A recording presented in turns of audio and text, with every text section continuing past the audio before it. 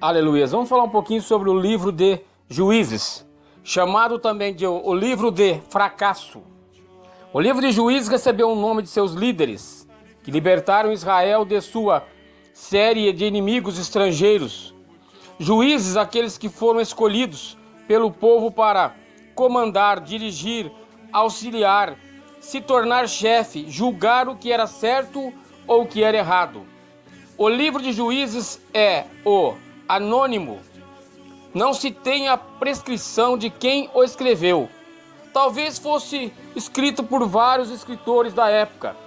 A sua autoria se dá a entender que o seu escrito provavelmente tenha acontecido depois da destruição de Siló.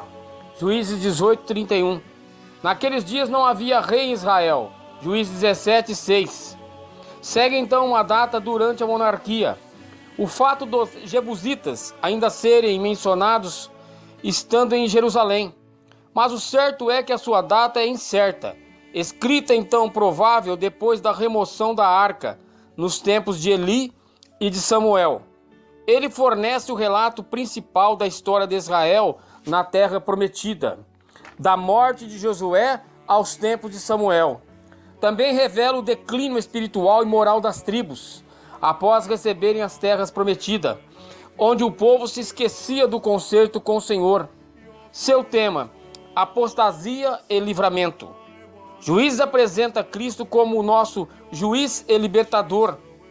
Conta sobre as conquistas, fala da desobediência de seu povo, das consequências de seu pecado, fala de seus juízes, homens escolhidos pelo povo através de Deus: Otoniel, Eude, Sangar, Débora, Baraque, Gideão com 300, que derrotou os medianitas, Abimeleque, um juiz inseguro. Fala sobre Tolá e Jair, juízes menores. Fala sobre Jefté e suas derrotas e vitórias. Fala sobre o voto insensato de Jefté, Ibissá, Elon, Abidom, Sansão, seu nascimento, quedas e vitórias.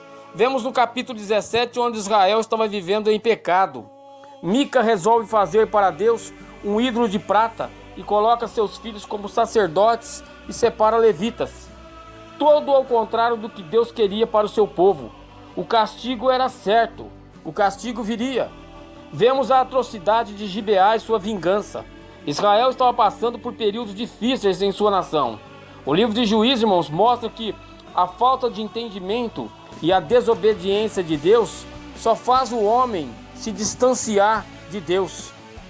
Eu quero dizer que, se observarmos o livro, veremos que da mesma maneira que iniciou, ele terminou.